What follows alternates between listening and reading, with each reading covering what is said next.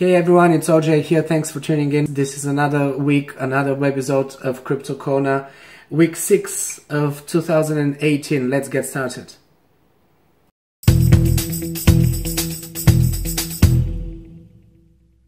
Okay, so first we start with the market roundup, and right now I'm looking at a very red week yet again. The charts today are quite on the red. Yesterday they were, kind of better. The day before, the last couple of days in fact, we've seen a lot of green, and all of a sudden today again minus 18, minus 15, minus 13%, drops of 20% in some coins and even more. So again, we're talking a lot of, we're seeing a lot of FUD and a lot of media, mainly the mainstream media right now, is broadcasting a lot of negative news relating to cryptocurrencies and Bitcoin. Yesterday or the day before, it was when we saw that Facebook was stopping blocking all of the ads that contain any kind of content relating to ICOs or cryptocurrencies, as well as binary options. That's what I reported in the previous in my previous report. So that was from last week, and it's still carrying on. There's still a lot of the mainstream media now used that for a very convenient point for them, when they're attacking the whole cryptocurrencies, and of course there's always that rhetoric of cryptocurrencies being used as a very easy tool for fraudulent activity, terrorist activity, illegal drugs, all of that stuff, weapons, everything always cryptocurrency, even though we know from statistics actually that have been reported that this is not really the case. It's just a very convenient argument, and the mainstream media is really pushing that rhetoric, and we're still seeing more and more news coming up around this topic. Also, we're seeing a lot of news about possibly different governments banning Bitcoin. In the news from a couple of days ago, India again was one of the headlines was about India then and about possibly banning cryptocurrencies. On the next day there was news that it won't ban Bitcoin and will embrace blockchain technology, and the day after we saw again news that the Indian's finance minister confirms crypto is not recognized as a legal tender, and media panics again. So a lot of media spreading FUD. This is also going hand in hand with the fact that Bitcoin is now also traded as futures, where with the futures market you're able to place bets, to open selling positions 5 times larger than the capital that you have actually in this equity. And in this case with Bitcoin, it means that people are able to place, to short it, to place selling positions for much greater amounts than they actually possess. So that is also manipulating the market, and it's adding to the fact that the prices are dropping at the moment. They started dropping at the time when the first contracts were expiring of these Bitcoin futures, and it's just a tendency at the moment. Let's go into the charts. This is the Coinbase Bitcoin chart, and we can see that we have been on a slide down for quite a while now. It's been a month of a steady slide down. As I said in my previous videos, the 10,000 support level, if that gets broken, it will go down to the 7,000-8,000, and this is where we are at the moment. The support level at 10,000 got broken, and currently we're at 8,000, but we did drop below 8. We were at 7,500 at some point, and by the look of it, we will probably go towards the 7,000 mark. And then I feel that the 7,000 mark is quite a strong support. We will see if I'm going to be right, and we're going to hold in there, hanging there. But it is possible that if the 7,000 support is broken, then we'll definitely be looking at the lower support levels, and this is at around 5,000, I'm afraid. So around, just under 6,000. So this is possibly coming. Brace yourselves. These kind of pullbacks are not unlikely for cryptocurrencies, and for, you know, something as volatile as Bitcoin itself. So let's not forget that we did have quite a parabolic growth here in the last couple of months. December, I mean the last couple of months of last year. So November and December were, and since September in fact, we did quite a parabolic rise. In December especially was really strong, and of course it was expected that after such a parabolic jump there will be a major pullback, and that always happens, and it happened here as well. This doesn't mean that it's the end of crypto or the end of Bitcoin, and it seems like the mainstream media again is trying to portray that picture to the average investor. I'm seeing reports on mainstream media that keep talking about the bubble, keep talking about the fact that, you know, because of that pullback right now, the bubble has started bursting or something like that. This is nonsense, really. This is just FUD. And let's not forget that the big investors right now, the banks and, you know, the experienced traders are accumulating Bitcoin at this moment, because these prices are ideal for traders. These are the kind of prices that you want to be buying at right now, and in a couple of months you will be selling at twice that or more, because when the trend reverses, we're going to see a very rapid growth. And it will be literally every day we will be adding another couple of $1,000s to Bitcoin until it goes to at least 15, where it's probably going to consolidate a little bit until it continues after that to go for the higher mark, which is 20. But as we see that right now, this pullback in Bitcoin is dragging everything else with it, including Ethereum and Ripple and Bitcoin Cash, and everything is down. So this is typical because all of these currencies are being traded first against Bitcoin, mainly against Bitcoin, and then against the dollar or other currencies.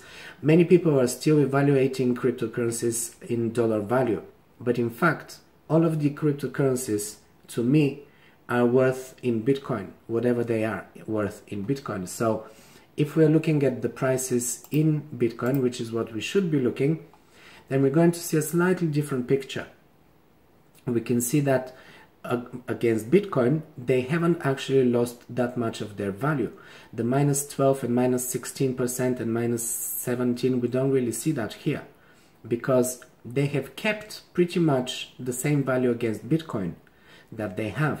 And it's because of Bitcoin going down that their dollar value is also going down, all of these currencies, because they're really related to Bitcoin first. And this is why I'm not really trading and I'm not really evaluating cryptos in dollars. And as we can see, there is one coin here in the top 10, only one that is actually in the green, and this is Lite Coin. I'm gonna talk about Lite Coin in a minute. We have some fantastic news this week coming from Lite Coin, but first let's take a look at the news.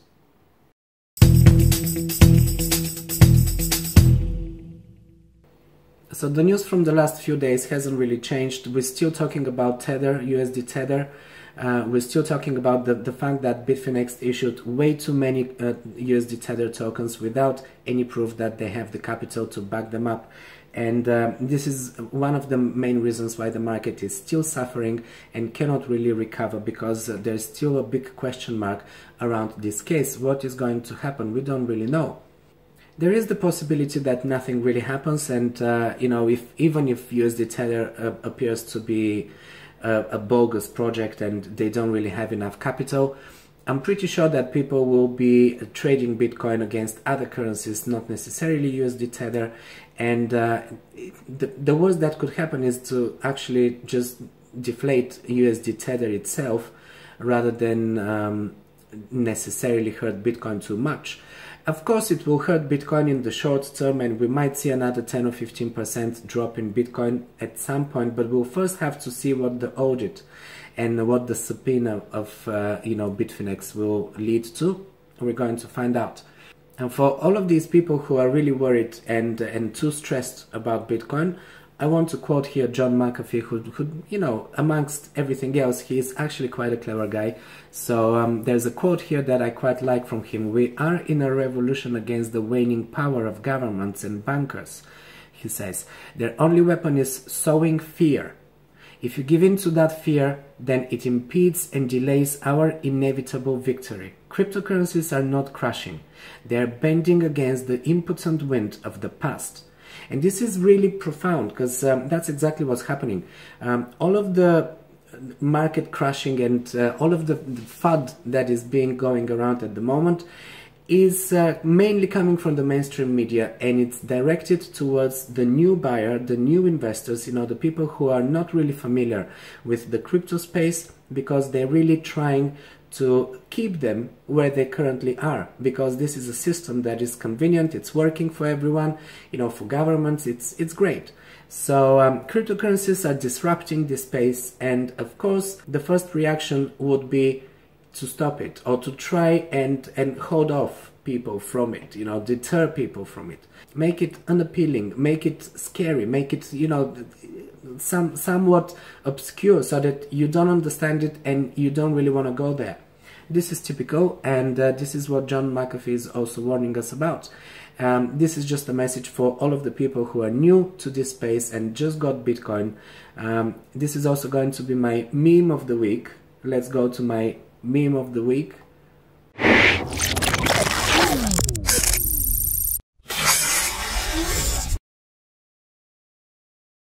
This is basically what for many people Bitcoin is right now. That they bought it at $17,000, $18,000, maybe $19,000, and it's currently at $8,000. This is less than half of what some people paid. Some of the other coins are actually 80% down. So this is my new segment of the show, meme of the week. I hope you like it. Leave me a comment below if you like that. Okay, back to the news. Bitcoin Private just announced that Coinomi is now the first wallet which will be supporting Bitcoin Private Fork and also Zclassic. So you will be able to move your Zclassic into Coinomi, and hopefully they will be doing the fork for you. I'm going to follow up with this. We still haven't seen the official announcement by Coinomi, but this is the announcement coming directly from Bitcoin Private's their own Twitter. And another really important news that is coming just now from just a few hours ago is that there is apparently a malware function in the Ledger. Ledger, if you have a Ledger, that's one of the most secure wallets. And however secure Ledger itself is, and I'm not going to read the whole article, but you can grab it from my paper. This is the latest edition of my paper, Monday, February the 5th. So they explain how when you connect Ledger to your computer, because you need to connect it in order to make a transaction, there are certain files that are being transferred, and there is some data that is being stored in the app data folders, and it's relatively easy for malware to modify the receiving address because it's one line of code. So what you can do is basically, when you're sending a transaction, after you fill in everything on your computer and you click send, you know how you have to look at your device and you need to confirm it. If there is also an option to do that, if you haven't done it, there is a button that you can click so that it displays the wallet address on your device. And then you can just make sure that this wallet address you see on the device is the correct one, and then when you approve it, you don't really have a problem. But there is a way someone found to actually go into that folder where the temporary files are being stored and change that wallet address that you're trying to send money to. So this is where the malware comes into play. I'm not really technical, so hopefully I managed to explain it well, but just have a look at the article itself. And the biggest news for this week, in fact, comes from Litecoin, and we're probably going to be hearing more about this in the coming days. This is the news from just a few hours ago, and this is really huge news because it seems like Litecoin will in fact become the first coin, aside from Bitcoin, that will get users adoption. And I know that Bitcoin Cash has been trying to become the day-to-day cash version of Bitcoin, but while Bitcoin Cash was really focused on tarnishing Bitcoin's reputation and trying to replace Bitcoin, Litecoin in fact was busy trying to really be the cash version of Bitcoin. So Litecoin became the actual Bitcoin Cash. or will become with this Lite Pay, which they're launching right now. It's something that we heard about in December, at least I heard about it in December 1st, but I wasn't really sure how long it's going to take them. They were talking about February, and we're actually seeing it already. It's the beginning of February, and they're announcing that this week Lite Pay will actually begin. And Lite Pay, they have their own website, which is litepay.us. And you can have a look here. It's not yet started, so you can actually just go and sign up. You can leave your email there so that you get notifications about it. But it will be a payment processor for businesses to accept Litecoin payments and other cryptocurrencies, and also for people to pay with Litecoin. So you will have your wallet. You will also have your debit card that you will be able to pay in different stores, and it will be pretty much what BitPay, Xapo, Wirex, and Bitwala and all of the other companies were doing with the Bitcoin debit cards, which in Europe right now we cannot use. So this really comes at the right time, because if they manage to roll this out over the next few weeks or a couple of months, in fact, they will be really cashing in all of the Bitcoin community that is currently looking for a debit card solution. Because for us, let's face it, it doesn't really matter whether it will be a Bitcoin debit card or a Litecoin debit card. In fact, it is better if it will be a Litecoin debit card, because Litecoin transactions are much lower than Bitcoin transactions, and that's because Litecoin is much cheaper as well. And Litecoin is also mined much faster than Bitcoin.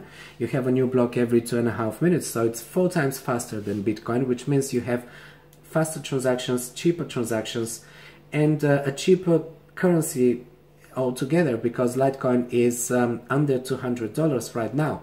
And even though it's doing really well against Bitcoin, because of the whole crypto market going down, Litecoin is in fact much cheaper right now than it was in December when it was peaking. So right now it's $143, and if we look at the price from just a month ago, it was over $200. Actually, in its peak it went to $300. So right now you can buy it at half the price of what it was at its peak, and I'm pretty sure that at some point it will be going to the 3 and 4 and 500s even. In fact, if Litecoin really gets that user adoption that they have lined out, and it's something that Charlie Lee, the founder of Litecoin, first outlined a year ago, last January. This was his vision for Segwit and Lightning networks on Litecoin, and how it will scale and it will become much faster, and you know, everything that he's basically outlined here is now happening. So judging by what I'm seeing with Litecoin, and they also have another thing called LitePow, which will be similar to PayPal, and that will be coming later in the year. So quite a few things are happening with Litecoin this year, and we'll definitely be seeing it going up, because quite frankly right now it is very undervaluated. If we compare it to Bitcoin, and usability of Bitcoin is by far the largest, therefore it makes sense for it to hold, you know, that kind of a advance in terms of price range with all of the other coins. But with LitePay and LitePow, you know, 2 different payment solutions coming from Litecoin, I'm pretty sure that this kind of usability will drive the prices to at least, I would say, a third of a Bitcoin, because I really see Litecoin being somewhere there. I mean, currently it's not even a quarter of the price of Bitcoin. It's more like a 10th of the price of Bitcoin, but it makes more sense to me if it should really have at least a quarter or a third of the price of Bitcoin, if we get that kind of user adoption with Litecoin. So definitely take a look at the articles. You can find them in today's paper.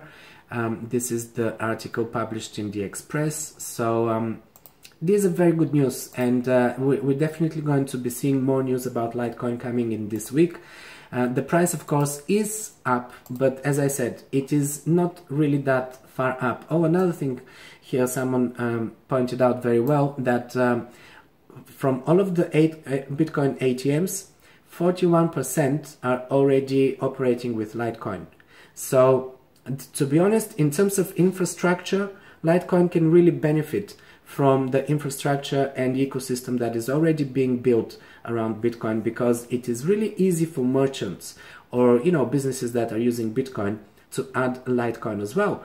Whether they need to switch to Litecoin or just add it as a secondary payment processor, whatever it is, it's really easy. And Bitcoin Cash is trying to do this, and I'm pretty sure they will be coming up. I saw a couple of articles, so we're going to talk about this later on. There will be things happening with Bitcoin Cash as well. They're also trying to get some usability and businesses and user adoption as well. So they are competing in that sphere, but I think that Litecoin is being more accepted by the community. It actually has a very good community on its own, and the Bitcoin community is quite strong behind Litecoin because they are seeing it as a complement to Bitcoin, as a project that will be enhancing and helping Bitcoin rather than going against it, which is what Bitcoin Cash is doing, and which is why Bitcoin Cash will find it difficult to succeed in this matter. But Bitcoin Cash has some really strong players. Quite a lot of money is invested in Bitcoin Cash, so we should not underestimate them. Okay, so this is everything for this webisode of Crypto Corner. Thanks for staying with me. I'm OJ, and I'm gonna see you in the next webisode. Please leave a comment below the video and give me the thumbs up, and subscribe to the channel if you haven't done that yet.